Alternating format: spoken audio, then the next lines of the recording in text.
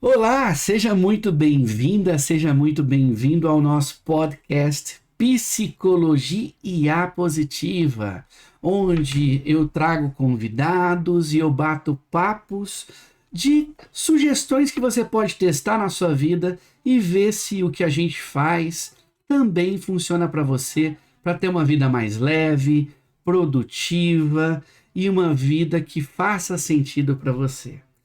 E hoje eu estou aqui com um convidado que já foi executivo da Coca e resolveu mudar de ares e ir para a Austrália fazer um mestrado em psicologia positiva. Só que, como eu costumo dizer, ao invés de eu apresentar a pessoa, nada melhor do que ela mesma se apresentar. E Michel, meu querido, seja muito bem-vindo ao nosso espaço aqui. Sinta-se em casa. E como a gente fala em Minas, né? Você é filho de quem? Mexe com o quê? Fica à vontade para falar o que você quiser para que as pessoas te conheçam melhor. Oi, Daniel. Boa noite. Eu estou falando daqui do futuro, diretamente do futuro daqui da Austrália, 13 horas na sua frente. Você contou realmente coisas já importantes sobre minha trajetória, né? Eu fui executivo da Coca por 20 anos em 2017 vim para a Austrália, para Melbourne, ter essa aventura aqui com a minha família. O que me motivou, assim, vir para cá, o que viabilizou essa vinda foi fazer um mestrado, uma ciência nova chamada psicologia positiva, que alguns chamam da ciência da felicidade ou a ciência do bem-estar, e venho trabalhando nessa área nos últimos 10 anos. Na verdade, já trabalhava com isso antes, só não tinha a formação, fazia de forma muito intuitiva. Hoje eu trabalho como terapeuta, eh, atendo adultos individualmente, principalmente executivos, e também trabalho com treinamento corporativo na área de saúde mental. E, além disso, sou professor assistente na Escola de Negócios da Universidade de Melbourne, na disciplina de gestão de pessoas. Então, minha vida é esse mosaico. Que legal, que legal. E essa aventura de sair do Brasil e ir para a Austrália, literalmente é uma grande aventura, né? E o bacana é que você escolheu um dos maiores berços da psicologia positiva, né? Porque a gente tem dois grandes berços: a Universidade da Pensilvânia e a que você escolheu da Austrália, de Melbourne, né? Para poder se especializar em algo sério, né? É, e a gente conversando antes de combinarmos de gravar esse podcast, você me disse que você gosta de explicar a visão da psicologia positiva como se o nosso cérebro fosse teflon para coisa boa e velcro para coisa ruim. Conta mais para quem está nos escutando o que que isso significa, porque velcro gruda e teflon desliza. O que que você quer dizer com isso? O que que você pode explicar para as pessoas para que elas possam também experimentar um jeito diferente de pensar a vida? Essa frase que eu acho ótima não fui eu que cunhei, não, é de um psicólogo americano.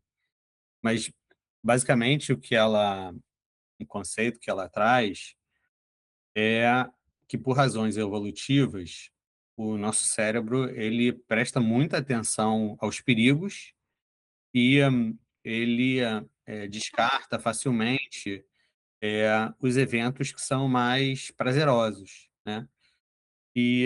Isso tem uma razão de sobrevivência mesmo, né? Se a gente não tivesse com o cérebro atento, né, às ameaças, a gente não tinha chegado até aqui, na nossa trajetória evolutiva. Só que esse modelo que foi tão útil para a gente, quando a gente era caçador-coletor, ele hoje precisa de um certo ajuste, né? E o cuidado que a psicologia positiva traz é justamente uma atenção intencional para aquilo que está bem Não para a gente ver o mundo com uma lente cor-de-rosa e ignorar os problemas, né? Mas justamente para a gente ter um olhar mais equilibrado sobre a gente e sobre o que está no nosso entorno, né? Então, um dos, assim, dos mitos e das coisas que são mal compreendidas sobre a psicologia positiva, pelo nome que ela tem, né? É essa crença de que é sobre positividade ou ignorar, né, os problemas, e não é isso não, é só uma busca por uma visão mais equilibrada sobre a vida, né, e sobre o próprio indivíduo. Legal isso que você trouxe, até porque eu ia te perguntar exatamente sobre a sua perspectiva do que a gente vê no mercado de positividade tóxica, por assim dizer, né? Que muita gente, por não estudar, não se aprofundar, não ter um olhar de fato científico, quem normalmente é da psicologia, que eu vou chamar de convencional, entre aspas aqui, né? Tende a torcer o nariz para psicologia positiva. Vamos brincar assim, né? E eu gostaria de ouvir sua perspectiva sobre isso, né? Porque eu tenho uma opinião formada, até porque eu entrei na psicologia através da psicologia positiva também, e hoje eu estou no 9º semestre da faculdade de psicologia, depois de ter feito um mestrado em psicologia organizacional e do trabalho, onde eu estudei psicologia positiva, engajamento no trabalho, forças de caráter, capital psicológico positivo com alta eficácia, esperança, resiliência e otimismo. Quando alguém chega para você te provocando numa visão desse gênero, como que você se posiciona e explica para a pessoa: olha, não é positividade tóxica, é uma maneira da gente olhar a vida através de virtudes, forças. Como que você se posiciona? Olha, eu trabalho numa clínica, né, eu sou um terapeuta lá e tem outros psicólogos, e alguns deles têm a formação, né, de psicologia positiva, outros não. E o que eu acho que é mais bacana, assim, no olhar da psicologia positiva, é que falar sobre os problemas é uma coisa muito importante na terapia, mas não é suficiente. E eu acho que é esse olhar que torna, assim, o nosso trabalho muito poderoso, né. Eh, esse entendimento do ser humano de forma mais ampla, com um olhar mais apreciativo, sabe. Eu percebo, assim, quando eu faço os meus atendimentos, quão, poderoso é a gente ajudar nessa reflexão que permita a pessoa se enxergar a partir dos seus talentos também, né. Porque muitas vezes a pessoa chega ansiosa ou com depressão ou com síndrome do impostor e, quando você pede para ela se apresentar, ela se define pelo seu problema, né, a partir do seu problema, como se o problema que ela tem, que é importante a gente cuidar, tá, não estou negligenciando isso não. Eh, Ela se define a partir daquele problema, daquela questão. E, acho que uma parte importante do meu trabalho, ela ajudar que ela se enxergue de forma mais ampla, né, que não seja só a partir do problema que ela está enfrentando, né. E aquilo é parte dela, mas não deixar que aquilo defina a pessoa, eu acho que é fundamental para ela encontrar os recursos que vão ajudar ela, inclusive, a sair, né, daquela situação que ela está querendo superar, né. Gostei da sua perspectiva. E eu penso semelhante a ti e acredito que quando a gente observa que a psicologia positiva nunca defendeu o que é negar as emoções desagradáveis, e sim também percebê-las e ao mesmo tempo fazer escolhas de vivenciá-las E também olhar o lado bom e olhar o lado que a gente tem de força, olhar o lado que a gente tem de talento, para que em cima disso a gente consiga aí, de alguma forma, resolver problemas, ter uma perspectiva nova, ter uma perspectiva diferente, né? Então acho bem interessante tudo isso. E agora eu queria conversar contigo a respeito da questão da sua carreira como diretor executivo na Coca, que você passou por décadas lá, e de repente algo aconteceu na sua vida que eu sei que você até falou que você já fazia isso de certa maneira empiricamente, mas o que te levou a ter esse olhar humanizado dentro do mundo corporativo, né? Porque a gente sabe que o mundo corporativo é desafiador. Tem meta para bater, tem diversas coisas para fazer, né? O que que fez com que você, na sua carreira, tivesse esse olhar mais humanizado? E aí, por consequência, eu acho que você foi cair na psicologia positiva porque você foi atrás de algo que, de certa maneira, comprovasse o que você já fazia intuitivamente, por assim dizer. E em cima disso, talvez você possa até conectar qual é o seu propósito em cima dessas questões. Vamos lá, tem várias perguntas aí dentro dessa, né? Sim, Eu, eu tive uma carreira muito bacana, assim, na Coca. Eu tive chefes maravilhosos, muitos chefes maravilhosos, que me apoiaram, inclusive, no foco que eu passei a dar no meu trabalho, né? Eu, assim, comecei a me dar conta que a minha função mais nobre era o desenvolvimento humano, né? E que, com o tempo, eu deixei de ver que a coisa mais importante era que as pessoas desenvolvessem melhores programas de marketing, para que os programas de marketing, os programas, né, em geral, os projetos que a gente tratava, esses sim fossem, na verdade, um território fértil de desenvolvimento humano, né? Então, essa mudança em que o indivíduo não é um meio, né, mas o trabalho é o meio de desenvolver o ser humano, é que eu acho que foi a minha grande mudança de chave, sabe? E foi muito bom encontrar nesse espaço o apoio para experimentar, para colocar essa atenção, né, no indivíduo, e eu me sinto assim muito honrado de ter tido essa chance, né? E o que aconteceu foi que, quando eu comecei a fazer esses experimentos com o meu time, eu percebi que aquilo ali tinha um impacto grande quando a gente fazia workshops de autoconhecimento, quando a gente começou a falar sobre gratidão no ambiente de trabalho, quando a gente começou a trabalhar empatia de forma mais estruturada. E foi percebendo o efeito que isso tinha nas pessoas que eu notei que aquilo era uma prática poderosa. Eh, e aí eu decidi me aprofundar nesse conhecimento, e foi nessa trajetória que eu tomei contato com a psicologia positiva, e eu falei: "Caramba, eu acho que aí está a teoria por trás dessa prática que eu vejo funcionar", né.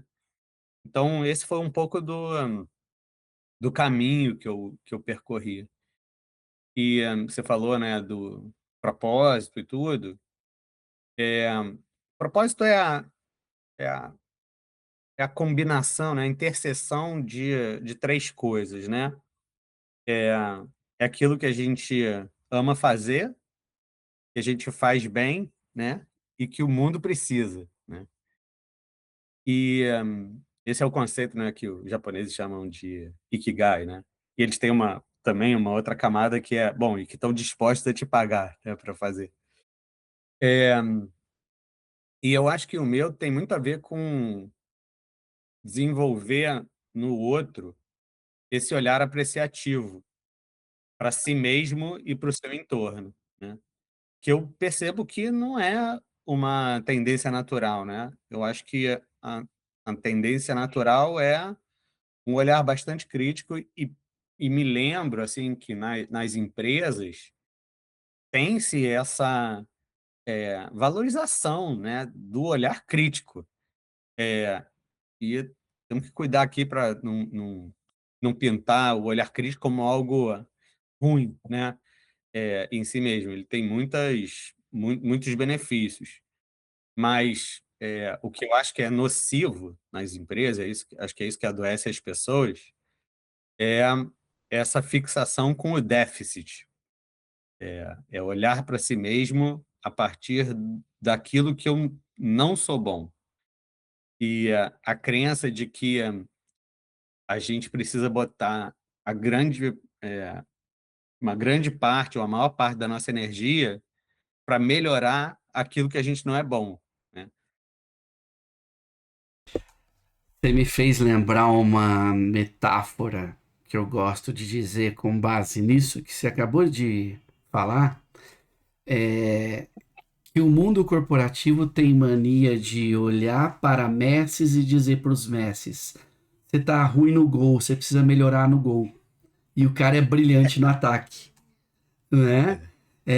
Então, quando a gente observa a pessoa com base naquilo que ela é deficitária, a gente sempre vai achar gap. Mas quando a gente consegue olhar a pessoa sobre aquilo que ela brilha, se a gente coloca ela naquela posição certa, ela vai ter performance, ela vai ter bem-estar e ela vai entregar o seu melhor, né? E isso não significa que ela também não deva melhorar estando no ataque como o Messi, por assim dizer. Tem que continuar treinando, melhorando e assim por diante. Mas, em geral, o mundo corporativo tem essa tendência, né? De quando vai fazer aquela análise 360, a visão de performance, desempenho do ano. Olha, você é bom nisso, nisso e nisso. Mas nisso aqui, você precisa melhorar muito. Que é a brincadeira que eu falei do Messi jogar no gol, né? Imagina a gente avaliar o Messi como goleiro, ao invés de como atacante, né? Como cara que marca Mas gol. Diga. eu acho que é bom é importante esse olhar, completo, né, sobre, as nossas habilidades e as nossas limitações. Eu acho que o cuidado tem que ser com a intensidade de esforço que a gente bota por trás de cada um. Eu acho que esse é que é o maior equívoco, né. E eu lembro que o template dos planos de desenvolvimento que eu vi pela primeira vez era um template que, quando pediam para listar, né, aquilo que você tinha conquistado e aquilo que eram os seus gaps, pedia para depois que as atividades de desenvolvimento fossem centradas nos seus gaps. E é esse, para mim, que é o equívoco, entendeu? Não é que você esteja mapeando o indivíduo de forma mais ampla, é que o esforço seja unicamente voltado para trabalhar aquilo que ele não faz bem. E o que eu noto é que isso cria dois problemas. Primeiro, um rótulo no indivíduo, né? Porque você está sempre olhando para ele através daquele aspecto que ele precisa melhorar. E segundo, é uma crença equivocada de que você vai ter muito mais ganho, um ganho exponencial, fortalecendo ou tentando resolver aquilo que ele não é bom, comparativamente a se você já trabalhasse naquilo que ele já faz bem, né. E o que a ciência mostra é o contrário, é que os ganhos que você pode ter naquilo que você não é bom são marginais, e os ganhos que você pode ter quando você trabalha sobre os seus talentos, esses sim são exponenciais. Então é esse o cuidado que eu acho que a gente tem que ter, na ênfase que a gente dá a cada um deles, quando a gente foca o nosso crescimento. Gostei dessa perspectiva. Bem legal, bem legal. Show de bola. E agora indo para uma visão de impacto social, de ESG, você treina equipes de empresas globais como a BHP, a Rio Tinto, onde você busca desenvolver nessas pessoas ah, segurança psicológica, uma cultura melhor e assim por diante.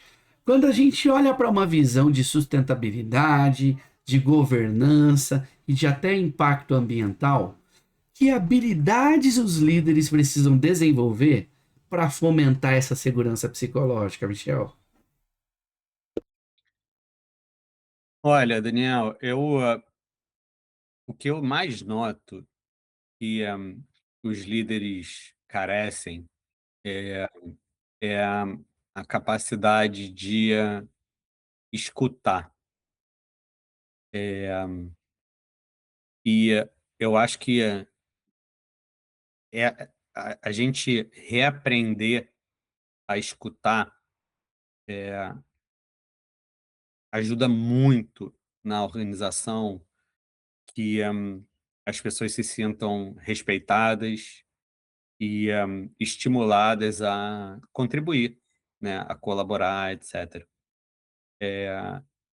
Eu lembro, assim, da minha vivência corporativa, quão comum era que nas reuniões as pessoas,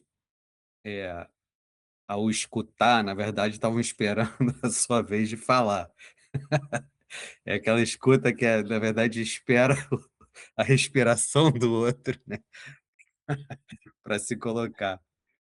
E, e eu acho que a gente, como líder ou como indivíduo mesmo, né, ser capaz de escutar com presença, transforma muito, a qualidade das relações, né.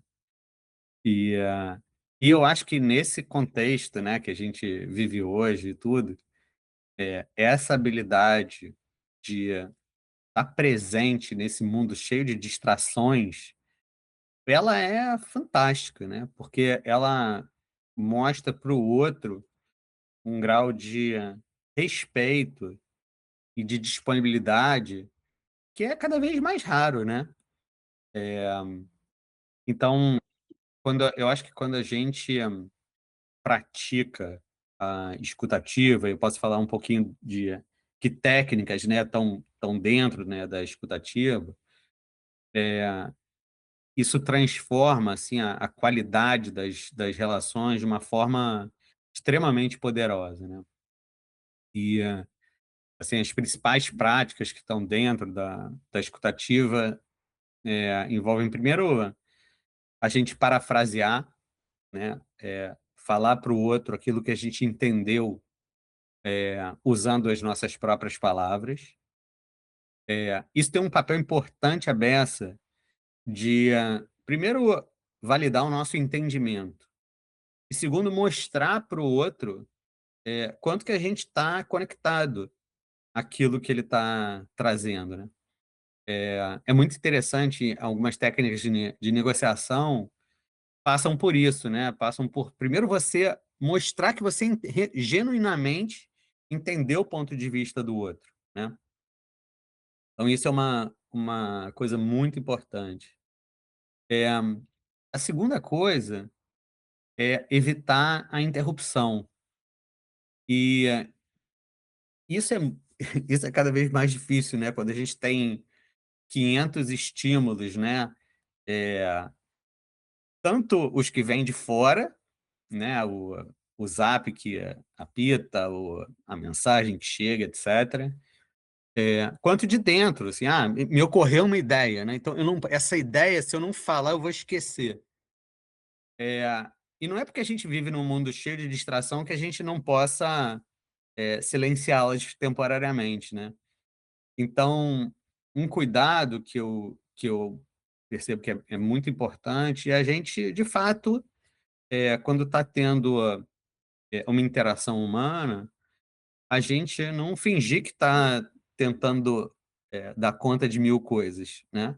É a gente estar ali com aquele foco e, quando nos ocorre alguma ideia, anotar. escrever. Porque isso permite que a gente volte a atenção para a pessoa que está com a gente, né?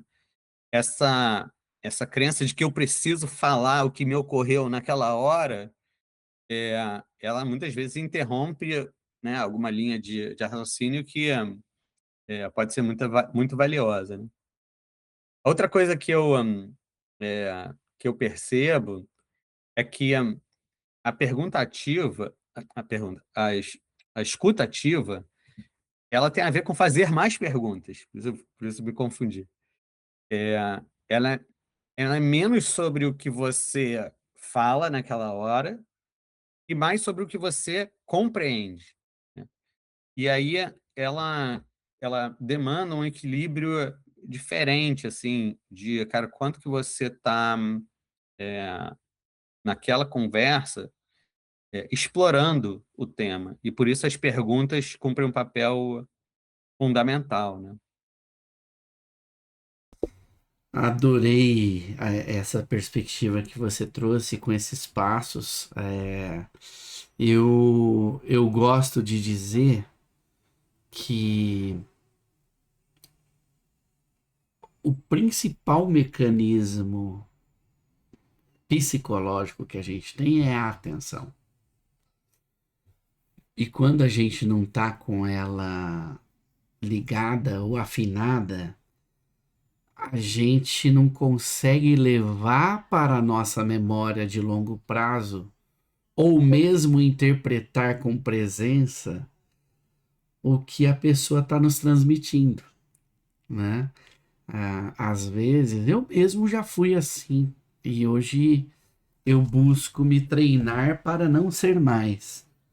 A gente vive uma síndrome de que a gente é mais importante se a gente está mais ocupado, né? E às vezes as pessoas vêm conversar com a gente, ou a gente vai conversar com as pessoas, e a pessoa continua digitando e fala: pode falar que eu tô te ouvindo. Mas é impossível ouvir e digitar ao mesmo tempo, porque o canal de comunicação é o mesmo, né? Então, quando acontece isso comigo, eu costumo dizer assim: não, eu te espero terminar de digitar, fica tranquilo. Porque senão a gente não faz uma coisa nem outra bem, né? Eu uso uma metáfora com meus filhos que falar, ler e ouvir é como se fosse um único liquidificador. Você consegue usar o liquidificador para falar, para ler e para ouvir, mas não os três ao mesmo tempo. Se você faz os três ao mesmo tempo, seria a mesma coisa de usar o liquidificador para fazer uma vitamina de banana, um suco de morango e uma panqueca. E aí eu vou misturar os três ingredientes e vai dar ruim, né? E quando a gente está falando de processo de atenção para interpretar o que acontece, é igual, né? A gente vai misturar as coisas. E, em geral, quando a gente trabalha em escritório, a gente trabalha muito com a mente. E quando a gente trabalha com a mente, a gente precisa, em geral, estar atento para poder tomar melhores decisões e pensar direito no que está acontecendo, né?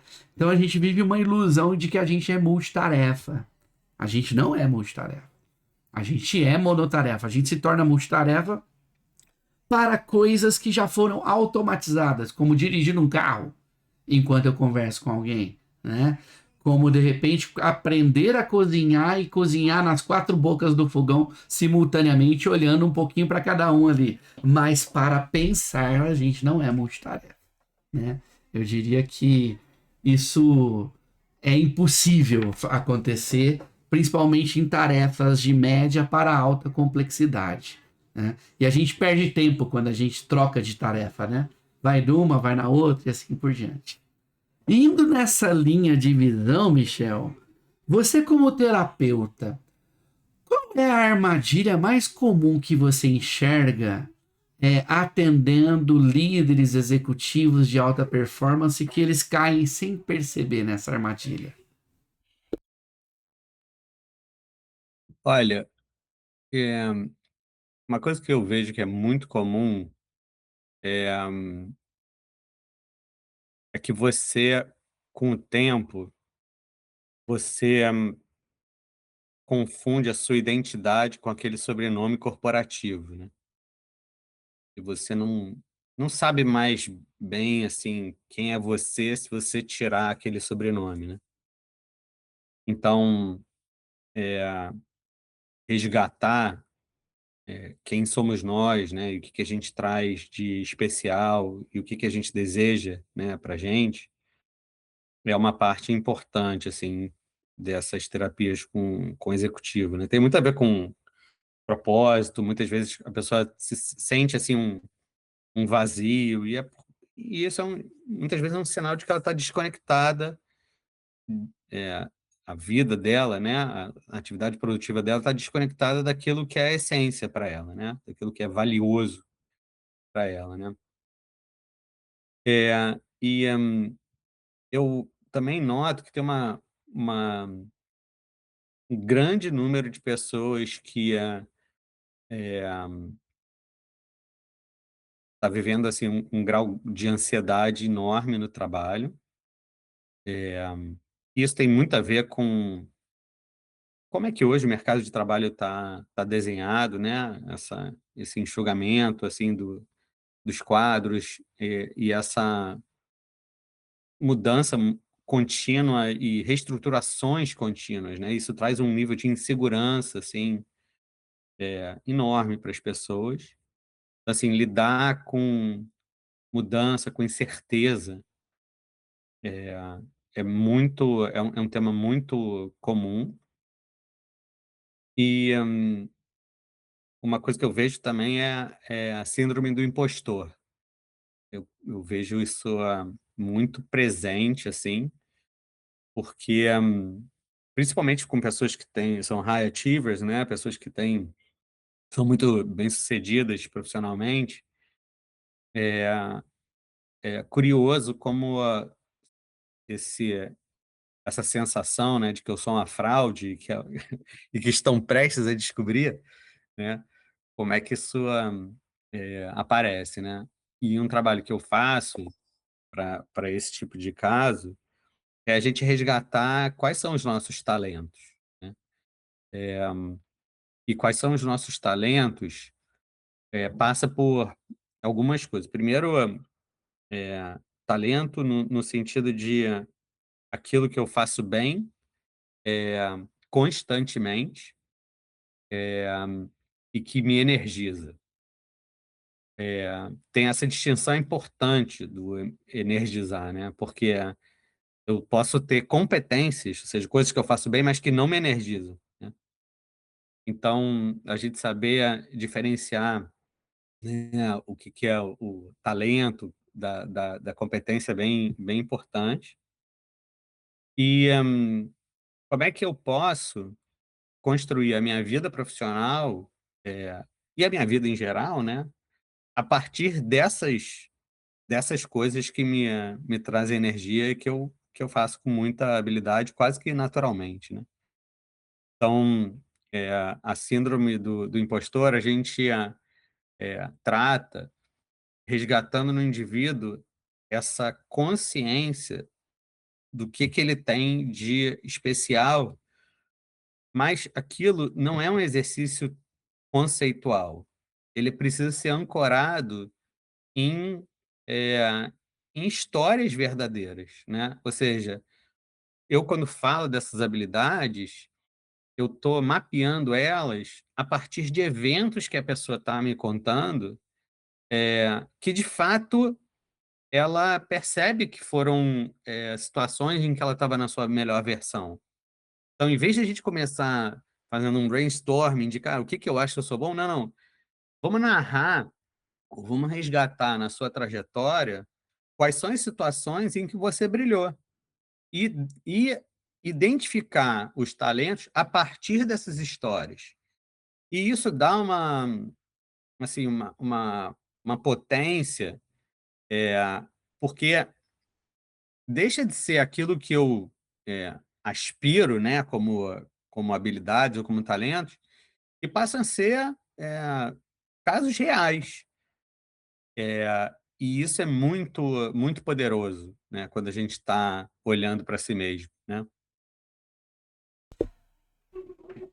Eu imagino que isso que você acabou de dizer, de resgatar o que a pessoa tem de melhor, pode ser que você use uma técnica que vai ao encontro de um artigo que você escreveu sobre pergunta socrática, que pode servir para desarmar essa ansiedade no trabalho, conforme você está até trazendo aqui. E em cima disso, como que você poderia explicar para quem não é terapeuta, por assim dizer, e para quem está passando por algum momento de autossabotagem, inclusive, que perguntas, através de um questionamento socrático, a pessoa pode se fazer para resgatar essas coisas boas, para resgatar essa confiança de que ela é potente, de que ela realiza e de que ela realizou e de que ela é capaz de continuar realizando. As perguntas socráticas, elas podem ser muito úteis quando a gente fala de ansiedade, porque elas são desenhadas para devolver os pensamentos catastróficos a uma, proporção realista. Essa é a função delas, né? Quando a gente, começa a ter esses pensamentos catastróficos, a gente imagina que o pior cenário, vai acontecer e ele vai ter consequências terríveis, né? E essas perguntas justamente ajudam a reduzir essa bola de neve que vai crescendo, alguma coisa que tenha o seu tamanho real, né? E essa sequência de perguntas é basicamente assim: a primeira é: de que você tem medo? E saber identificar isso, pode ser muito útil para a gente enfrentar a ansiedade, né? Depois, eh, a gente coloca esse medo, no banco dos réus. E para fazer isso, a gente pergunta: "Bom, mas que indícios você tem de que eh, de que isso que você teme vai acontecer? E que indícios você tem que mostram o contrário, que é improvável que aquilo vai acontecer, né?" Eh, a partir daí, você pergunta para a pessoa, ou você se pergunta, né, eh, qual o cenário mais provável? Qual o melhor cenário? E qual é o pior cenário? E se o pior acontecer, como é que você vai lidar? Tem algo que você possa fazer hoje para mitigar aquele risco? E se você tivesse, com um amigo passando por essa situação, o que que você falaria para ele? E ao final dessa sequência de perguntas, você pede para a pessoa reavaliar, né, qual a probabilidade daquele cenário catastrófico de fato se concretizar. E o que a gente nota é que o nível de ansiedade costuma diminuir muito, né, quando você coloca, né, o seu medo no banco dos réus. Porque cada uma dessas perguntas, para diferentes pessoas, acaba tendo um papel importante. Então, por exemplo, essa primeira parte, né, em que você pede as evidências, né, que indícios, né, mostram que isso deve acontecer ou não, muita gente se dá conta de que, cara, os indícios são muito fracos, né, as provas são muito, assim, são fracas. O que fortalece algumas outras pessoas é a crença de que, se o pior acontecer, elas vão saber lidar com aquilo. Elas são capazes, né, de lidar com aquilo. E em algumas outras, quando você pede para projetar isso num amigo, a razão é que, em geral, a gente é muito mais compassivo, né, tem muito mais compaixão com o outro do que com a gente mesmo. E a pessoa, na verdade, quando está falando para alguém, está falando para si mesmo, né. E ela percebe que, cara, aquilo não é um olhar, justo, né, ou razoável. Eh, então eu gosto muito dessa técnica, porque eu acho que ela muitas vezes, reduz, né, esse monstro, essa bola de neve, alguma coisa que é gerenciável, né. Eu adorei a maneira como você articulou essa sequência de perguntas, porque literalmente acaba conduzindo a pessoa a sair da catastrofização para uma visão mais realista, né? Para uma visão mais verdadeira. Porque quando a gente está no mundo da imaginação, até porque o nosso cérebro ele tem uma tendência de velcro versus teflon para as coisas ruins, a prioridade em olhar a coisa ruim é maior para que a gente possa, de alguma forma, conseguir, entre aspas, estar preparado para o pior, né? Só que quando a gente avalia, o pior quase nunca acontece nessas catástrofes, por assim dizer. E se por acaso acontecer, nós temos recursos para lidar com ele, que é o que você comentou. E a ideia de olhar como terceira pessoa, isso também acaba gerando em quem vai dar o conselho para essa terceira pessoa uma perspectiva de solução que veio de dentro dela mesma, né? Fantástico, adorei, adorei a maneira como você conduziu. E a gente falou muito nessa parte, Michel, sobre o nosso pensar, né? Agora eu quero inverter a história, num aspecto de irmos para uma outra dimensão. Eu vi uma historinha que você compartilhou sobre uma técnica de respiração que impactou uma situação médica com seu cirurgião. Por que eu estou falando que é o contrário? Porque enquanto a gente está pensando, a gente está afetando o corpo e diminuindo a ansiedade, inclusive os sintomas físicos, a respiração é física. Conta pra gente o efeito e essa conexão da respiração para afetar o pensar e o sentir. Tá. A história do cirurgião é que eu fui botar um stent, eh, eu não tinha nenhum sintoma, assim, mas o meu colesterol estava alto, e aí, eu fiz um exame e esse exame apontou um entupimento e tudo, e que, precisava de um stent.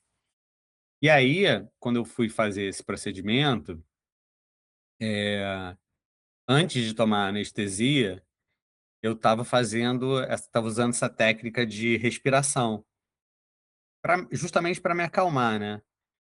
E o cirurgião pergunta para anestesista: "Ah, ele já tá, sei lá, já tá dopado", alguma coisa assim.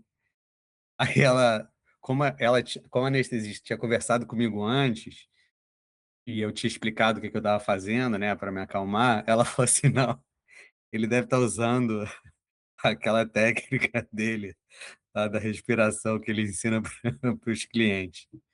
Então foi essa história. E basicamente, essa técnica, ela, ajuda a gente em minutos, assim, é impressionante, a relaxar, porque ela, provoca toda uma mudança, assim, no nosso metabolismo, que é muito, calmante, assim. E ela funciona assim: a gente inspira 2 vezes pelo nariz, a primeira para encher o pulmão e a segunda para colocar ainda mais, ar para dentro, e depois a gente expira, lentamente pela boca.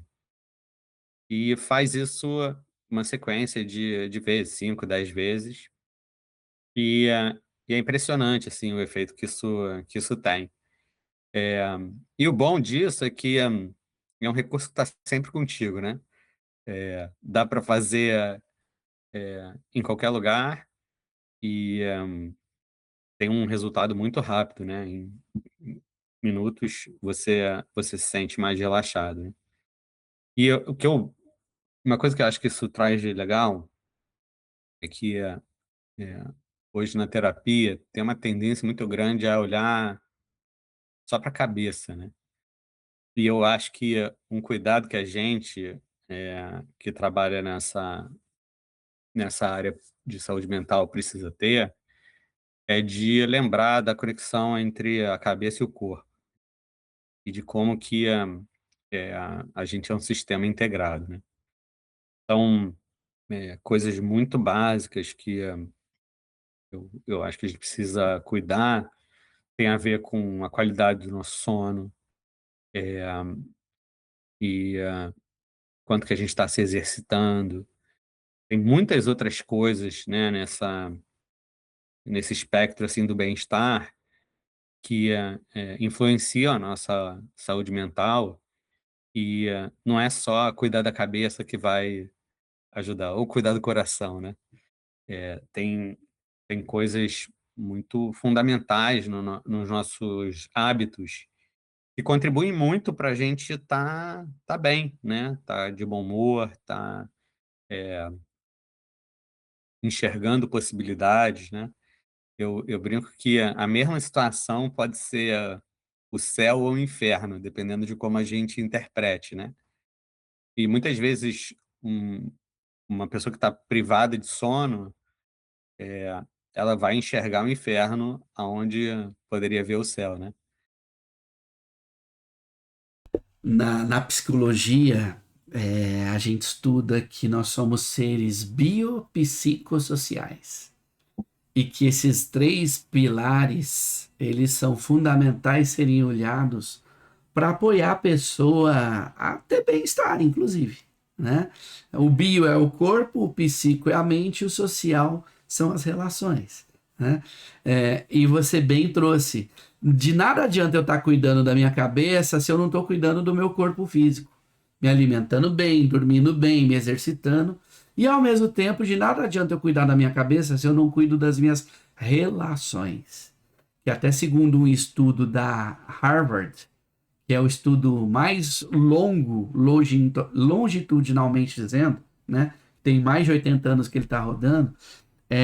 Eles avaliam diversas pessoas sobre diversas perspectivas para estudar o que causa longevidade saudável e com bem-estar.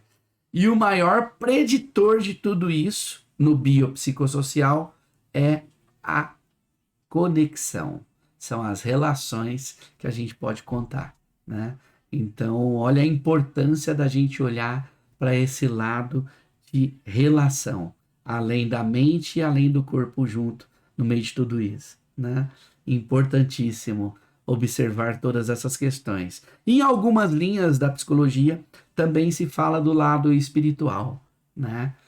Noético, quando a gente vai para uma linha da logoterapia mesmo, né, da fenomenologia, existencialismo, Viktor Frankl e assim por diante.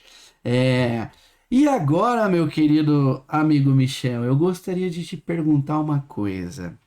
Você hoje, com toda essa experiência que você tem de vida, com o olhar da psicologia positiva, sendo terapeuta, o que que você falaria para o Michel de 10 ou 15 anos atrás, que estava no mundo corporativo, de conselho, que talvez você não tivesse a maturidade que você tem hoje, e talvez você estivesse fazendo algo que não fosse tão adequado para sua saúde mental, física ou relacional, por assim dizer?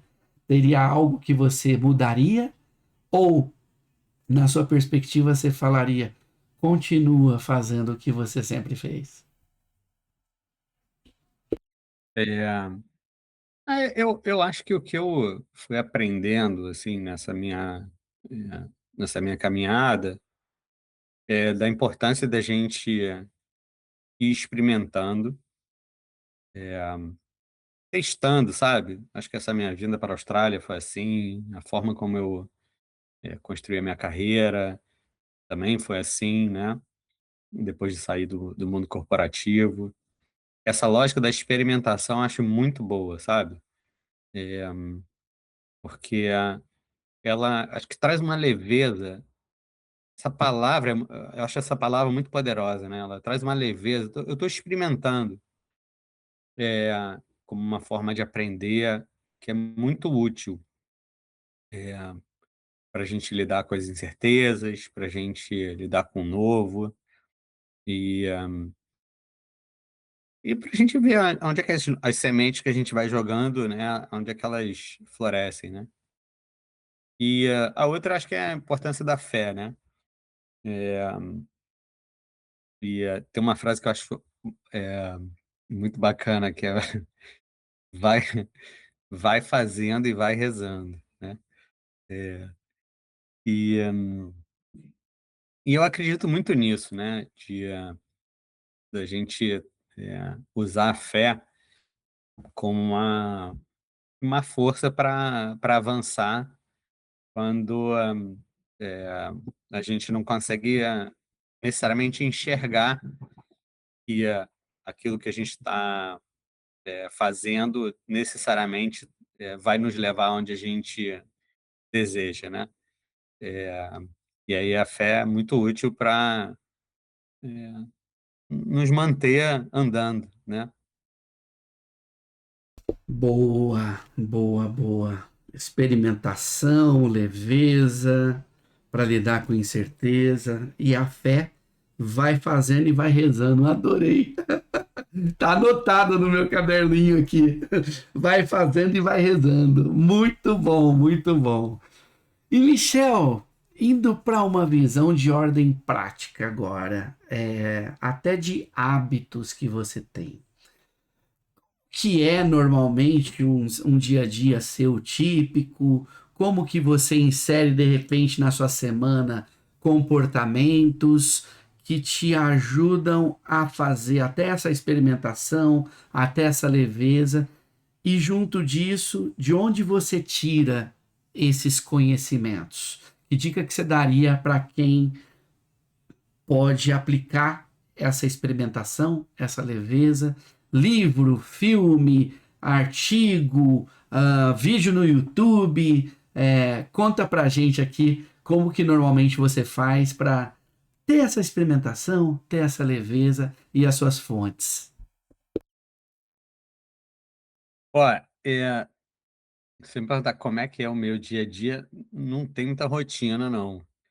Eh, mas tem coisas eh, que eu busco manter. E uma delas é o exercício, principalmente na parte da manhã, né. Eu nado e, esse para mim é um momento, muito importante, porque é quase que para mim uma meditação, sabe. Eu não consigo meditar, as vezes que eu tentei foram fracassei, eh, dramaticamente, mas quando eu tô nadando, eu acho que naquela tentativa de me manter vivo ali, né, chegar até o final, aquilo ali demanda que toda o foco, né, da minha cabeça esteja na próxima abraçada, né. E aquilo me faz muito bem, ele esse momento, né, de não estar pensando em nada, e depois a sensação maravilhosa que o corpo produz, após o exercício, né. Eh, então, assim, esse hábito do exercício, pra mim é muito fundamental. Outro hábito que para mim é muito importante é estar com a minha família e, isso me nutre muito.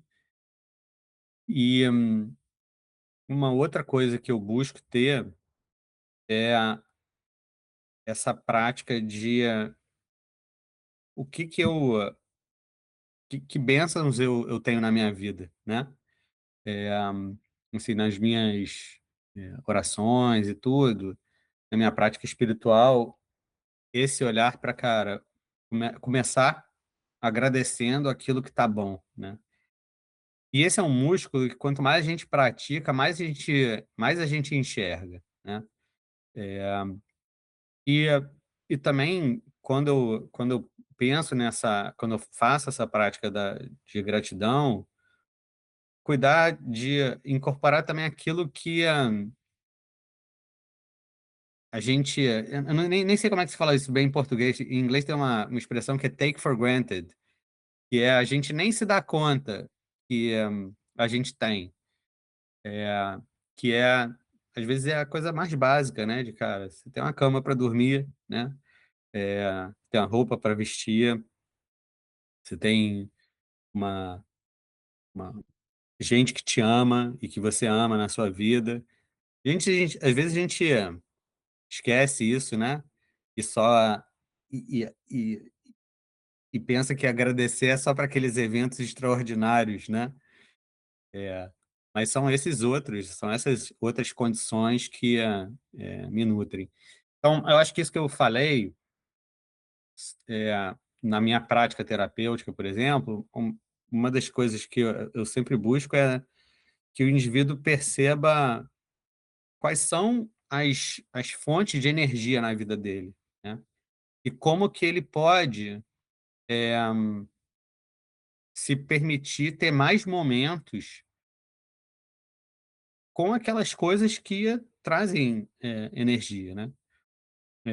Essa consciência do que me mantém firme, né?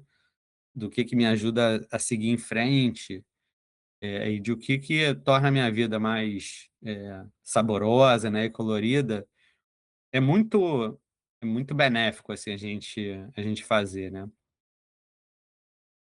Não sei se eu respondi. Você tinha feito várias perguntas em uma. Eu não sei se eu consegui te responder. Respondeu sim, respondeu sim.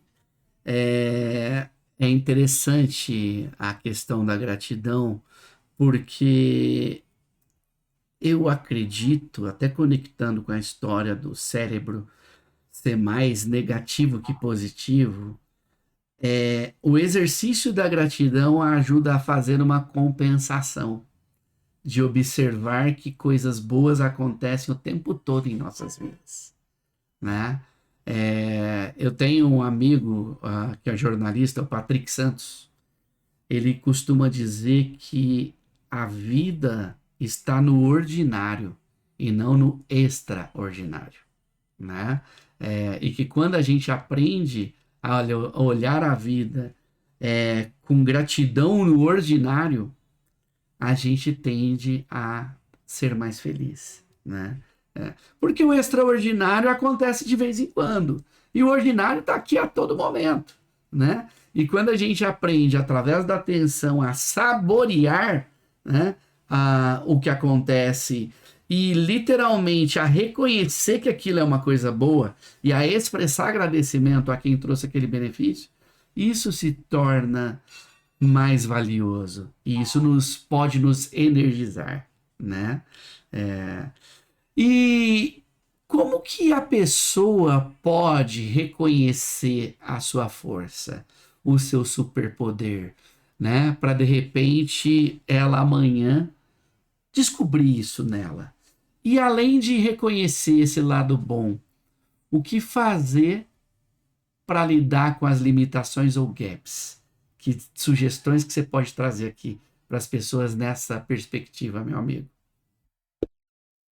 Daniel, é, sobre os superpoderes, eu acho que a gente cobriu um pouco antes, e eu acho que a técnica que eu acho que traz maior ganho de consciência é essa em que você pede para o indivíduo é, narrar histórias, né, ou eventos, ou circunstâncias na qual ele estava na sua melhor forma, e a partir daí identificar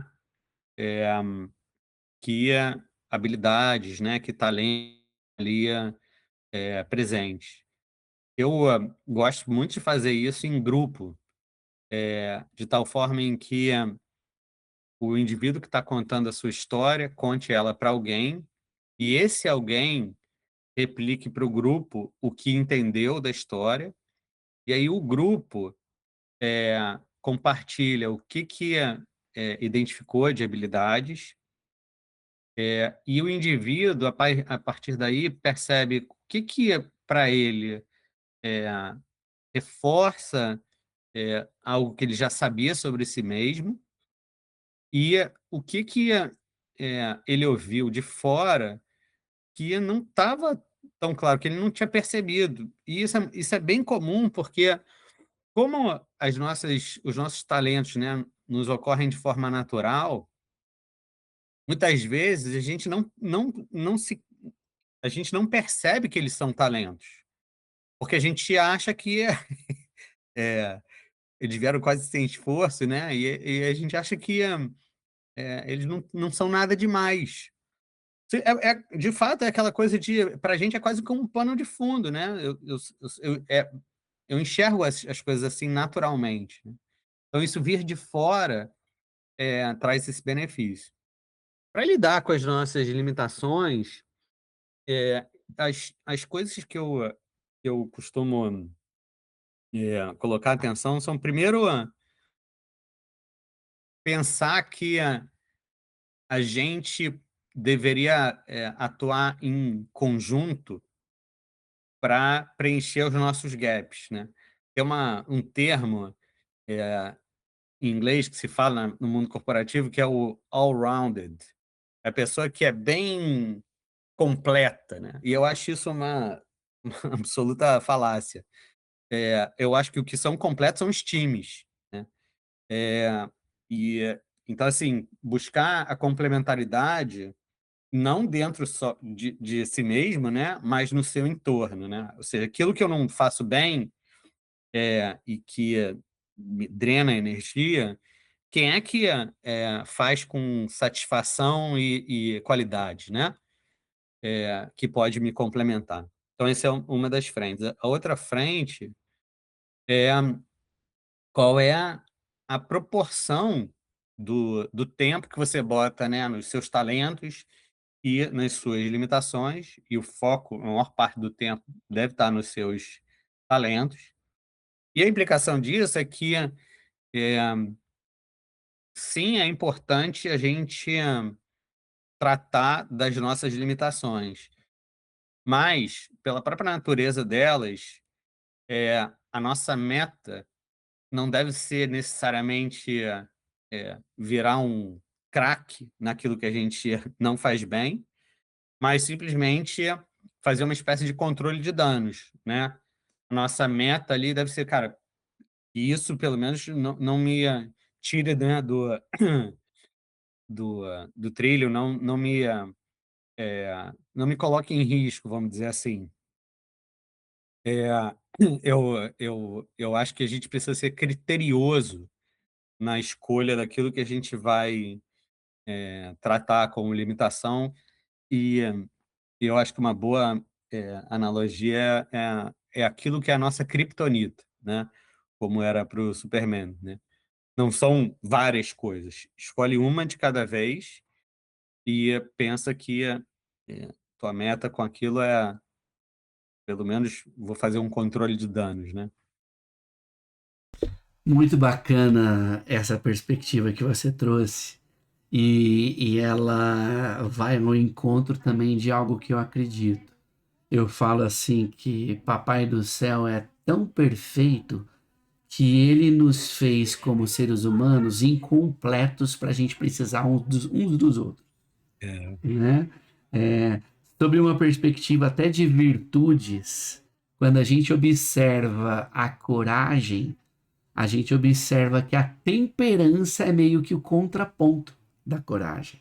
Porque enquanto a coragem é agir, a temperança é antes de agir, pense, né?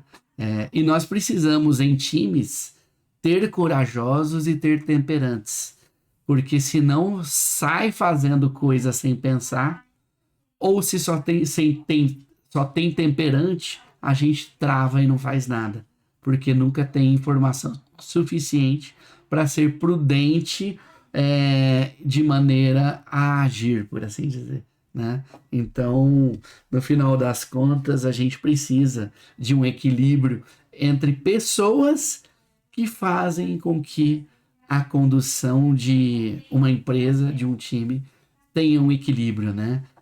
De nada adianta ter um monte de gente criativo que vai fazer inovação se eu não tenho gente junto ali que fala assim, calma, vamos avaliar antes de realizar, né?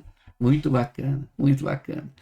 E meu querido, já para a gente ir para os finalmente aqui, estamos proseando aí já há mais de uma hora. Olha como entramos em flow, que é uma das questões que nos energiza, né? Eu nem percebi o tempo passar. Sinal que a prosa tá boa, né? Ai, ai. Pensando aqui que essa mensagem que você vai dizer vai atingir todo mundo, no mundo inteiro. E se você pudesse pensar em uma mensagem atemporal, que se a gente escutá-la daqui 100 anos ela serve, qual seria essa mensagem que você deixaria para quem nos escuta? Daniel, eu vou resgatar aquilo que você abriu, né, nosso papo falando. Eu acho que sintetiza, assim, a nossa conversa, né? Essa ideia de que o nosso cérebro é um velcro para o negativo e o teflon para o positivo, ela traz muitas implicações para o olhar que a gente tem para a vida, né? Eu acho que a demanda que ela gera é que a gente precisa fazer um esforço consciente para olhar o que está bem, se a gente quer ter uma visão equilibrada sobre nós mesmos e o mundo. Isso é acho que é um princípio que norteia não só o meu trabalho, mas a minha visão assim de vida. E, e eu acho que isso é muito útil para a gente não necessariamente só viver uma vida alegre. Não estou falando de felicidade só no seu aspecto mais do prazer, da satisfação pontual, mas no sentido da plenitude, né?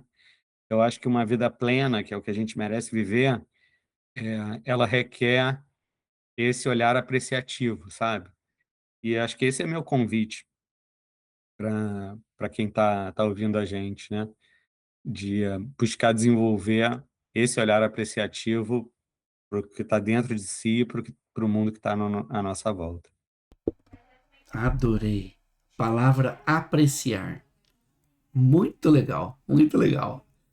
E muitas vezes a gente não aprecia por falta de atenção ou não aprecia por não colocar intenção de fazer esse equilíbrio, né? Entre o velcro e o teflon, por assim dizer, né? Muito bacana. E meu querido, agora literalmente para a gente terminar, se quiser passar qualquer recado, qualquer coisa que você gostaria de compartilhar, e deixa, por gentileza, suas redes sociais, onde as pessoas te encontram, é Instagram, é LinkedIn, é WhatsApp, é e-mail, é sinal de fumaça, como antigamente, né?